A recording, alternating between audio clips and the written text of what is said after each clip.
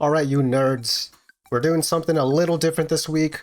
You know, normally we're playing like digital Dungeons and Dragons games with like a video game engine, but this time we're going AI. We're playing Old Greg's Tavern. I just found this randomly while I was doom scrolling on TikTok. This is, I assume, like a, D&D campaign that you get to play either by yourself or with 5 friends that uses AI to dungeon master your game, to DM your game. It says play your first 1 hour free, no credit card required. So we're gonna play an hour because I'm cheap and I don't want to buy anything. This is not sponsored. Trust me, if it was, I would have been asking for like 50 to 100 hours of tokens that I could use. Maybe that's still gonna be the case, but we're gonna try it out anyways. Look at these characters, they're cool.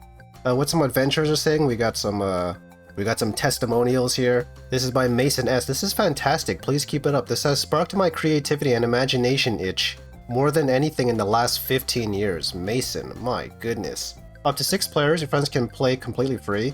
We got NPCs can remember you, your reputation follows you, maps expand as you explore, stories branch with every decision. I mean, it sounds cool. So yeah, I want to try this out. You can start playing in 2 minutes. Let's start the adventure, guys. Alright, here we go. Our quest awaits, create a new adventure, continue your journey. Buy credits, we got a new campaign, a starter adventure. It's a demo, 1 to 6 players. Last played, 10:30, that's today. I didn't actually play anything, I guess it's just the demo. Should we do new campaign? Let's see what new campaign is. Oh, I need 5 more credits. Oh, 4 rounds, 4 credits for 40 rounds. Okay, yeah, so it's 1 credit per 10 rounds, and you need at least 1 credit to start the campaign. Okay, yeah, I guess we'll just do the demo. Oh, here we got the prices. I guess this is probably the 1 hour free play. Okay, wait, what's our character name? Woo. What are we going with here? What kind of character? This is very different than playing like Neverwinter Nights or any other digital Dungeons & Dragons game. Usually I kind of have like a race to start off with. I don't even know how to create, like there's not even a race option here. It's character appearance, class, and character backstory. So I don't think it's like actually, D&D Wizards of the Coast background. I think it's just like a D&D inspired, just like a fantasy world. I'm just gonna jam on my keyboard and whatever comes up we'll figure out. Okay, AV, I got numbers here, I probably should get rid of that. There's also a bracket. I think I'm an Italian person now. Average Tio. That's a kind of a cool name. Avig Tio. Okay, great. Whoever this person is, it sounds good. What does your character look like? Oh, this is all, oh, okay. Yeah, I guess this makes sense. It's all just text prompts. What does your character look like? Oh my goodness. Okay, he is I only got 120 characters. He is a 7-foot, no, he's a 10-foot giant with no feet or hands and a handlebar mustache that dangles down to his knees. Great. I don't even know what character this is, but man, he's gonna look disgusting. He has no hands. He has no hands or feet. What is he even like? What's a realistic class for him? You could be a drifter as a commoner, a wandering soul who has seen everything but mastered nothing, makes up for a lack of specialization with nothing. So you got 15 HP, 10 soul. We also got the spell sword, Eldritch Knight. Yeah, okay, yeah. I guess it does. Yeah, it's kind of basing these classes on like actual D&D classes. Eldritch Knight, elegant warrior who weaves magic and steel into deadly dance, blends arcane power with expert swordplay. That is a good description. We also got Silver Tongue as a bard, master manipulator and social expert. Is there no like musical instruments involved with this at all? We got the Weave Bender, a sorcerer, scholar of forbidden arts who unravels reality itself, bends the fabric of existence through pure magical will. That's a good description. That's also the only like there's no wizard, so I guess sorcerer and wizard are the same. Soccer mom, what the hell is that? Is a cleric, unlikely hero who discovered keeping everyone alive translates well to adventuring. Fiercely protective and. Can I actually, like, what's the description? It doesn't even fully, like, these have like 2 ellipses. Where's the full description? We also got Death Knight, also known as Death Knight, the class. Fallen warrior who traded their soul for dark power, commands necromancy and strikes terror with cursed. We also got a sneak thief, I mean it's just a thief. Master of shadows who moves unseen and strikes without warning, excels at infiltration and relieving others of, we'll never know. Could a 10-foot giant with no hands or feet be a good thief? I mean, it's a really good, I feel like it's a really good, like, character development story of, like, the greatest thief that can't even, like, walk or grab anything with hands. Like, that's a true thief right there. That's a true pro thief if you can do that with none of, like, the correct tools that you need. We also got Sacred Blade, we got the Paladin here. Holy Warrior, blessed to heal the wounded and smite the wicked. Channels righteous power through blessed. We also got Pit Fighter, just a normal fighter, Brutal Combatant, forged in arenas and back alley brawls. I feel like it's more of like a barbarian, but yeah, I guess that kind of works too. Or you can create your own. Oh wow. Oh, so these are just like packages. These are just what's the term? I guess just builds. These are just builds that you can use right away. Oh, but you have to like do a oh man. Is it weird that it doesn't even give me the option to like change this stuff? Okay, let's make our own. Let's just see what happens. Well, what's a good class for a giant with no hands or legs? Ooh, or he could be a summoner. You know what would be cool? A summoner. Oh, summoner. I might be kind of different from Weavebender. Or I could have him like a shape changer. Should he be like a shape changer? That maybe he can just change into somebody with hands and feet. Oh, that's kind of cool. That the person has seen before. So you gotta give a little direction for the class. You can't just make it up out of thin air. You have to like be able to see something and then like put it to memory and then yeah, that I need to look like that person. Okay, cool. Yeah, 109 characters including a period. How is this even gonna work? Oh, the Chameleon Wraith. Oh, that sounds cool. With no hands or feet. A versatile shapeshifter who mimics any creature it has observed. Ooh, that's perfect. Starting reputation, I got -5 honor, +10 bravery, -15 justice, mercy, loyalty, and generosity are all in the negatives. What is this? Soul binding? Bloodmancy? Necromancy? We got destruction, performance, deception, stealth, acrobatics, one-handed, brawling, aim, investigation. This is kind of an odd way to like categorize these stats. Climbing, beast mastery, range, two-handed. I mean, it doesn't even have any hands. How is my one-handed +1 and two-handed is -1? I don't even have any hands.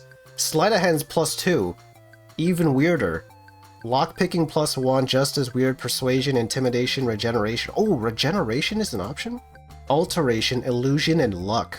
Okay, cool. I also got 20 health, 10 soul. I don't know what soul is, but 20 health isn't too bad. Like, yeah, it's the fighter. I'm better than the fighter. Okay, let's do it. What is your character's backstory? It all started in 1929. Adolf Hitler. Can you imagine? A World War II veteran that got isekai'd into this fantasy world. Perfect. That's a perfect wake up. Wake up, Mr. West. Okay, so we got a little loading bar here. I guess it's generating average TO's story here. Hopefully that didn't count towards my hour, because I think I spent like a good 10 minutes on that character creation. Okay, very simple layout here, very simple UI. I hate that there's no sound. There is absolutely zero sound here. I guess I'll just throw in some weird, you know, copyright-free, royalty-free music in the background. Alright, let's take a quick look at some of this stuff before we look at what the Dungeon Master says. We got campaign quests here, 1 of 3, get your bearings. We're level 1, it's worth 15 XP. You get basic armor as a reward, I guess. Old Greg at Old Greg's Tavern has been watching this town longer than anyone. He might have insights about what's stirring in the area. Talk to Old Greg about rumors, local happenings, or opportunities in Crosshaven and the surrounding region. Crosshaven, okay. We also got player quests here, Echoes of Thunder. Pretty much the same rewards, I think, assuming it's rewards, except it's 10 XP. A merchant in Crosshaven's market is selling a battered metal canteen with English words stamped on it. Impossible, since your native language doesn't exist in this world. Oh! Oh wait, that actually makes sense. The AI! I guess in this world it'd probably be called common, you know? At least in Forgotten Realms. When you confront him, he claims a hooded figure delivered it 3 days ago with instructions. Give this to the giant who doesn't belong. Oh! Who was that? Track down the hooded figure who delivered the canteen and discover how they knew about your origins from another world. Whoa! He found my World War II canteen that doubles as a Magnum revolver. They don't know that yet.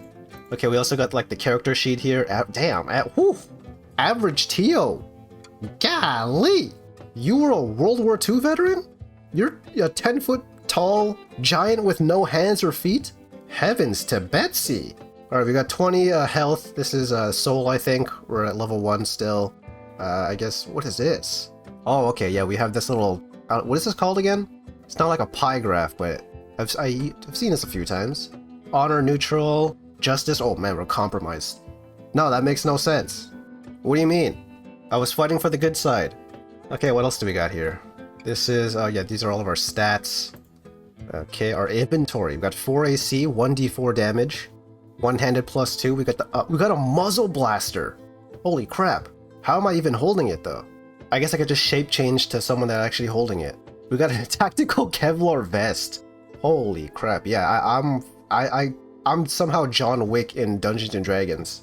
I also got steel leg guards and no items. My, this makes absolutely no sense. We also got the Osu. Oh my god, yo, you can see the Departed Souls. NPC Codex. Oh, this is so cool. Healing Hands, don't even have them. Channel Soul through touch to mend minor wounds and fractures. Fledgling. Okay, oh, so these are the different kinds of magic you can have. Soul Steel. 1d8. Violently rips soul from any life form, large or small, leaving victims weakened or dead. Wow. I just made a god. Peacefully channel soul from ancient elderwoods in harmonic symbiosis. 1d20? At level 1? Divine Echo, or Death Echo. It's a divine kind of spell. Upon death, automatically drain all nearby life to fuel your desperate resurrection. Holy crap. I made a World War II god. God of World War II. I'm like Kratos. Except I have no hands or feet. We also got boons. Okay. Wow, this is kind of crazy, guys. Okay. Alright, Dungeon Master, what do you gotta say? Avertio wakes to the scent of pipe smoke and honey wine. His massive form sprawled across what must have been 4 tables pushed together in the tower room of Old Greg's Tavern. Morning light streams through circular windows, casting the carved symbols of the crossroads shrine below in sharp relief. Oh yeah, I forgot I had a handlebar mustache. Pools on the worn floorboards beside him, and he becomes acutely aware that his limbless body has rolled partially off his makeshift bed during the night. Wow, I guess a good description for what I had. I mean, I said hands and feet. I didn't say arms and legs. I still have arms and legs. They just don't have... They're just stumps at the end. The door creaks open and Old Greg himself enters, carrying a tray with something steaming. The innkeeper is a wall of scar tissue and graybeard, wearing a tunic that bears faded patches from 3 different armies. He sets the tray down and regards Average Tio with the calculating eyes of someone who has seen too much to be surprised by anything. You were muttering in your sleep, Old Greg says, his voice like gravel in a bucket.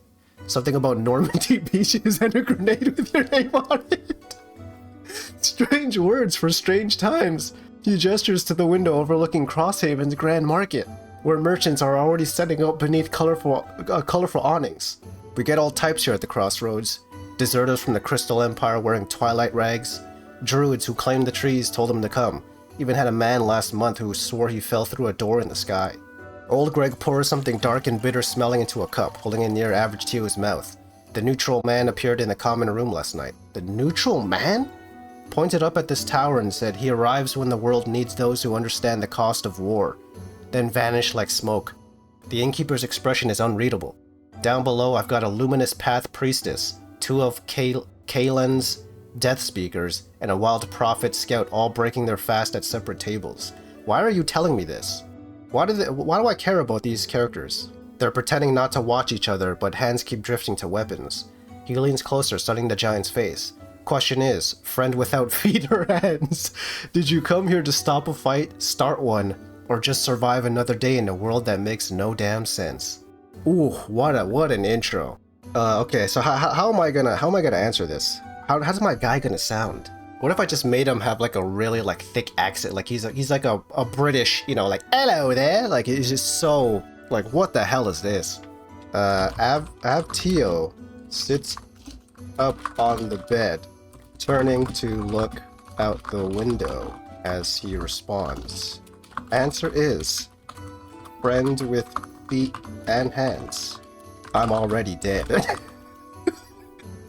I want to try to ruin this experience as best as I can. I really want to see how far this goes. How does this respond? How does the Dungeon Master respond here? Because if I'm able to get like a 50 caliber machine gun in a Dungeons & Dragons universe, this is going to be insane. Oh, I got a quest. The Cost of Peace.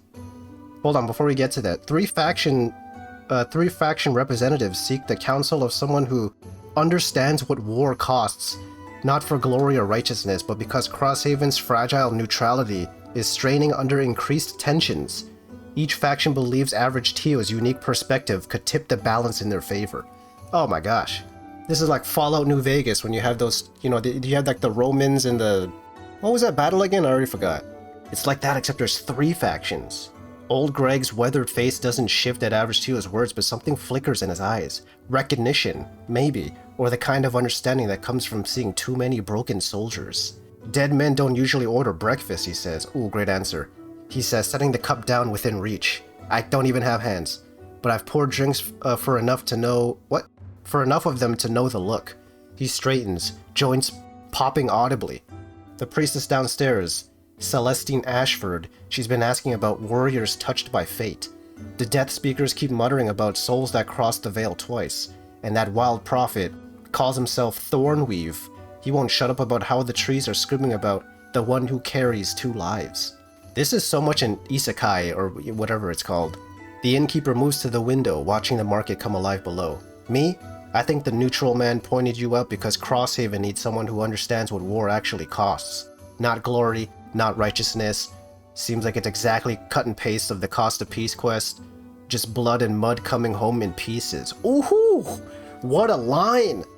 Not glory, not righteousness, just blood and mud coming home in pieces. Old Greg, you got away with words, man. He glances back over his shoulder. They'll all want something from you eventually. They always do.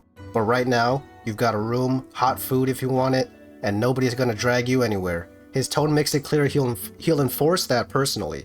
The round table is empty if you want to see the view, or the market's good for getting lost in the crowd.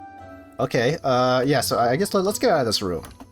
Average Teo suddenly shapeshifts into his previous commanding officer from the war, who looks like Michael Fassbender. So now my play is he's gonna be like in Inglourious Basterds. You know that one scene where he puts up the number 3 wrong? This is like his redemption arc in a fantasy universe.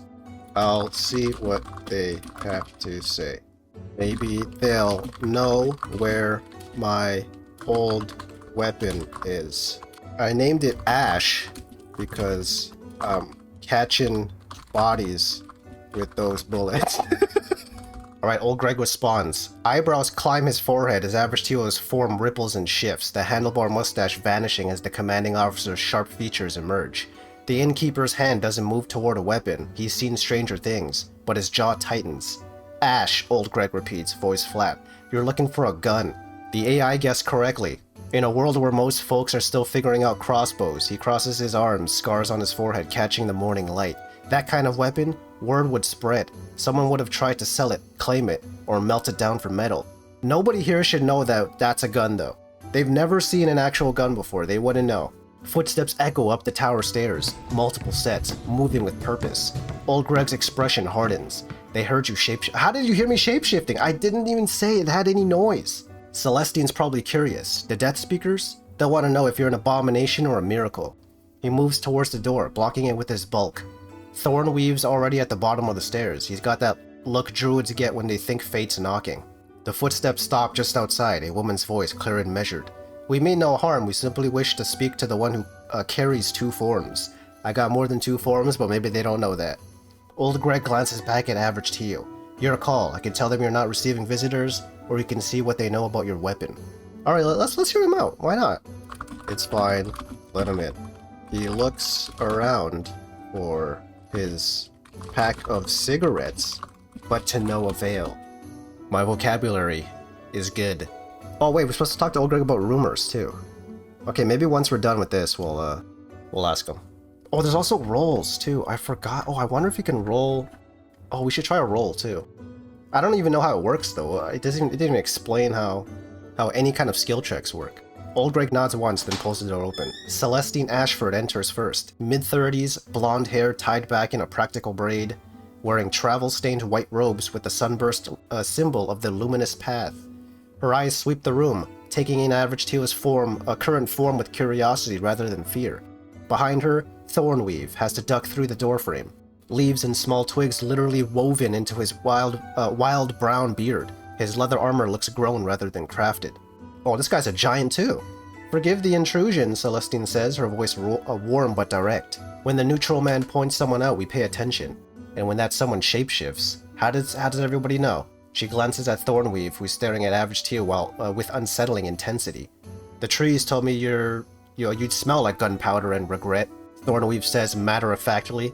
They were right about the regret part. Can't smell gunpowder in this reality. How the hell do you know?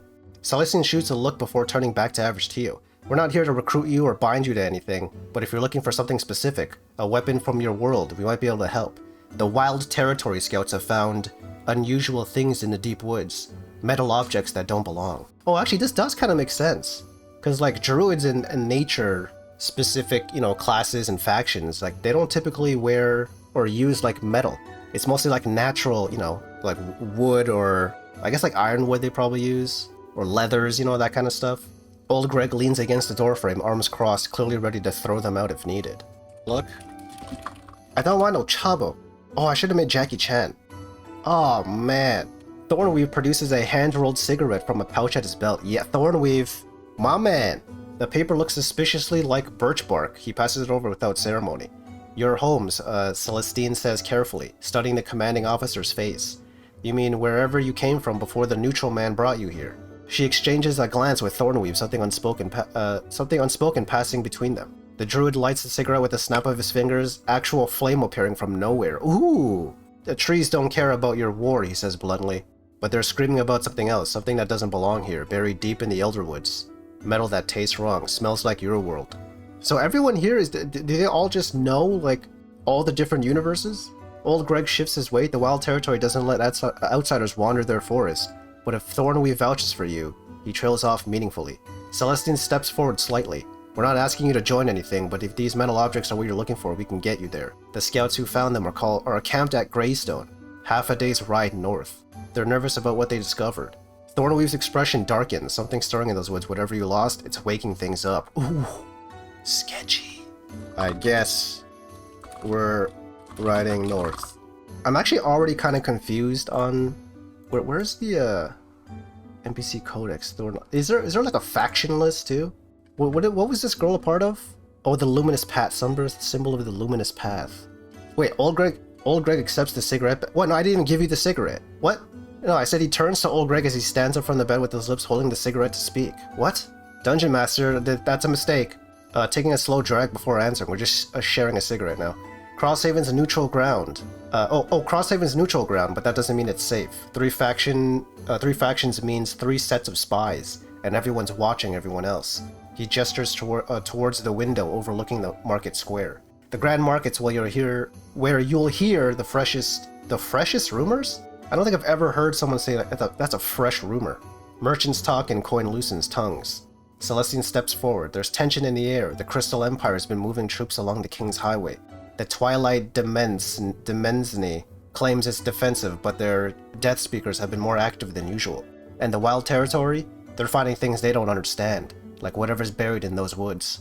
Thornweave crushes out his cigarette on the stone floor. Greystone's a half day north. The scouts there are jumpy. They want whatever they found gone. If it's your weapon, they'll probably hand it over just to stop the trees from screaming. He looks at Average Teal directly. But you should know, the Elderwoods don't forget.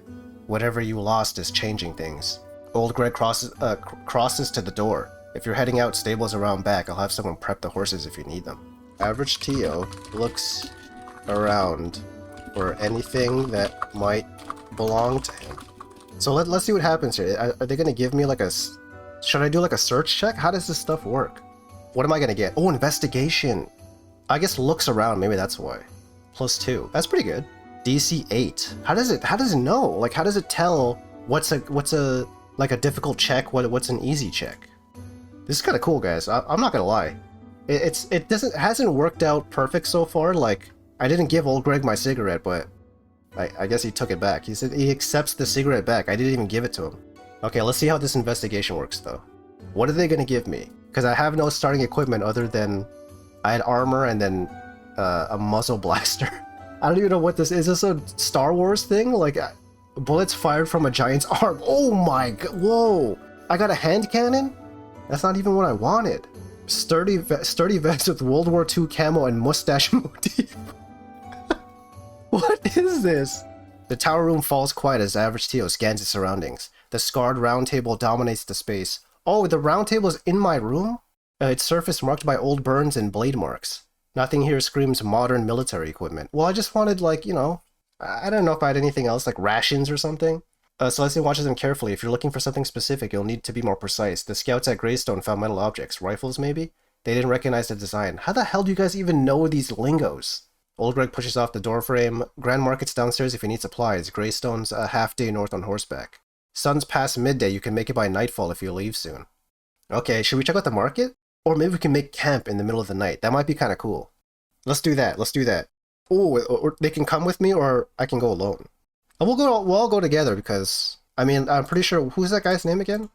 Thornweave, like isn't that his, like, forest anyways? So, like, he might as well just come with. So yeah, we might as well just all go.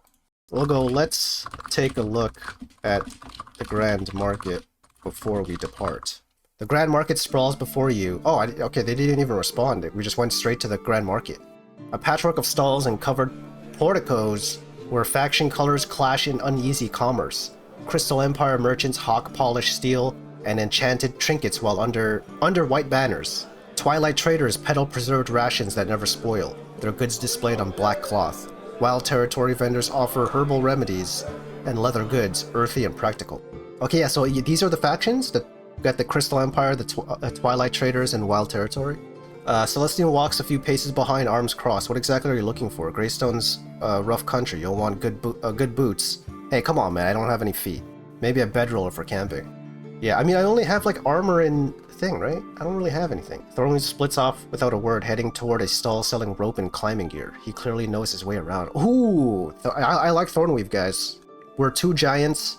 The afternoon sun cuts through the market haze. A weapons vendor catches your eye. Racks of swords, axes, crossbows. Nothing modern, but serviceable.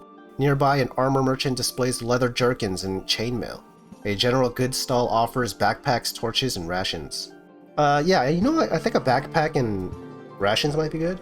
A Crystal Empire soldier leans against a fountain, watching the crowd with disinterest. Two Twilight scouts argue quietly near a fruit stand.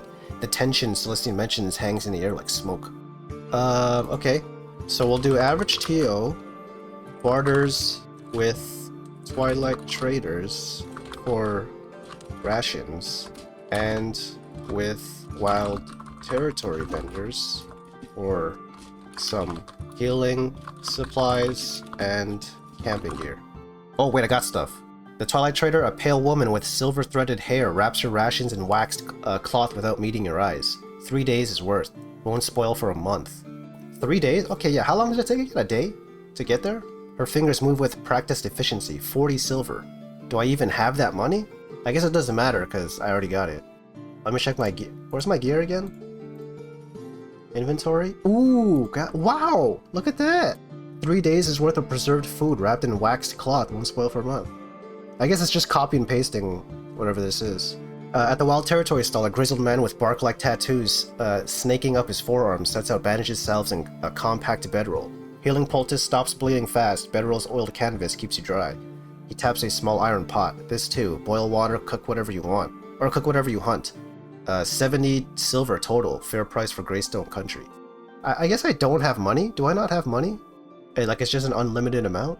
Celestine reappears at your shoulder, a water skin slung over hers. Thornweave's got rope and pittance? I think that's for, yeah, that's like climbing stuff, right? We're nearly set. She pauses, watching a Crystal Empire patrol pass through the market. There's a cartographer 2 stalls down, sells maps of the northern routes. Oh, that's a good idea. The afternoon sun slants lower. Merchants, it's getting late. Merchants start packing up early wares. A bell tolls something to oh crap, okay. Are we gonna travel at night? Oh, this might be bad. Where's the, that Crystal Empire, there's like a Crystal Empire merchant, right? Yeah, for the enchant, I just want to see the, trinkets. Yeah, so we got the Twilight rations, we got healing poultice, we got the bedroll, and iron cookpot. I guess should I even bring this cookpot? Because the friggin' Thornweave is gonna be like, that's metal, man. That's Metal Man. It's not Mega Man, it's Metal Man. The Crystal Empire Merchant operates from a more elaborate setup. Glass cases displaying rings that shimmer with faint light. Amulets on velvet cushions. A dagger with runes etched into the blade. She's younger than you'd expect, maybe 30, with the sharp eyes of someone who knows exactly what her goods are worth. Officer, she nods at your uniform, professional but cool. Looking for function or fashion? The enchantments here are minor, light source, minor protection charms, temperature regulation. Nothing that'll turn the tide in a fight, but they'll keep you comfortable. Actually, temperature regulation might be kind of good. She gestures to the brass compass that glows faintly. This one points towards the nearest source of fresh water. Ooh. Let's just get the light source and then we'll head out. The Crystal Empire Merchant plucks the enchantment from its velvet cushion, a smooth river stone etched with silver runes that pulse with soft light. She wraps it in a black cloth and slides it across the counter. 20 silver. Press your thumb to the rune and it'll glow for 8 hours. Recharges in sunlight. Ooh, that sounds cool. Celestine pushes off the post, adjusting her water skin. We're packed then. Thornleaf's already headed for the north gate. Said he'd scout the first mile while we settle up. While we settle up? Or saddle up? She glances at the Thorns. We can make decent ground before dark if we move now. Or find an inn and start fresh at dawn, your call. Now, let's go now. The market's thinning out, vendors roll down awnings, a twilight patrol moves through, boots echoing on cobblestone. Near the fountain, a wild territory scout leans against a stone, watching a group with casual interest. He's got the look of someone who's seen Greystone, scarred hands, weathered gear. He doesn't approach, just observes, like he's waiting to see which direction you take. Well, we already have Oh wait, am I done? Oh, demo- No! No! I was just getting good. We were just about to leave. Oh, man. So that was about an hour. Actually, that was kind of like an hour. My recording is about an hour 15. Damn. I really want to start that journey. Okay, yeah, well, I guess we'll have to end it there. Hey, if you want to see more, email Old Greg's Tavern and tell them to give me 100 friggin' credits so I can start the journey. You know, maybe I will buy it. We'll see. If you guys want to see more, leave a like, leave a comment, leave a subscribe. I'll buy some tokens. This was fun. I enjoyed it. But I guess we'll end the journey there, guys. Well, I mean, I end it there for now. Average Tio, the 10-foot giant with no hands or feet, that's able to shape change, chameleon wraith, who now looks like Michael Fassbender from Inglourious Bastards. His journey ends for now. Wait, who the hell are these guys? Who the hell's Finwick Inkwell and Lyra Brightforge? I never even met you guys. Okay, guys, it's a mystery. A real mystery that we got in our hands. Alright, yeah, we'll wrap it up here. Guys, if you want to see more of this, if you want to see the journey of Average Tio, leave a like, leave a comment, leave a subscribe, and you can bet your Fassbender that I'll continue this story. But we'll leave it here for now. Thank you guys so much for watching. Don't forget to like, comment, and subscribe. And until next time, peace out, you nerds.